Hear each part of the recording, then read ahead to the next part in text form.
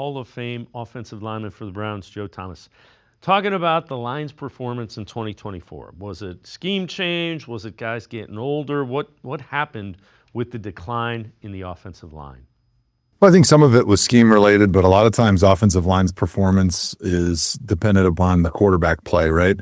So if you got a quarterback that's where he's supposed to be, a la Tom Brady, Peyton Manning, Drew Brees, and they get rid of the ball on time, like your job becomes very easy and you can kind of predict where you need to make sure your rusher goes and where he doesn't go to be able to win that rep. If you got a guy who's holding on to the ball, who's running around, doesn't exactly know what his reads are, doesn't know what his spot is supposed to be in the pocket, it becomes very difficult because now you're playing into the defensive line's hands, right? Like their specialty is being athletic and being fast and having these ninja quick karate moves with their hands that they work on all off season.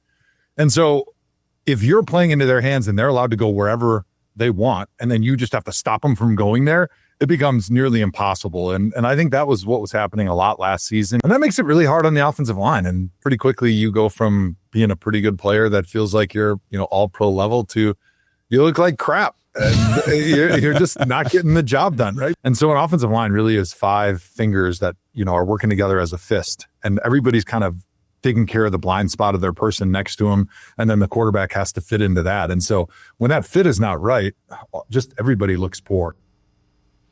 And Jack, there's a lot of questions. Did the line get old? Were they banged up?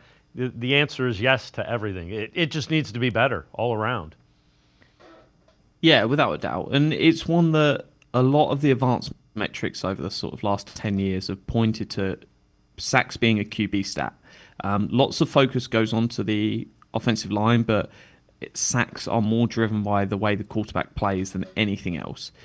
If the ball's getting out quick enough and they're processing the game, they're not sacks.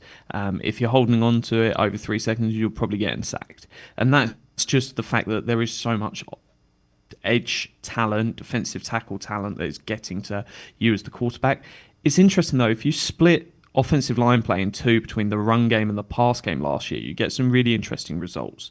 The pass game performed really well in terms of pass blocking.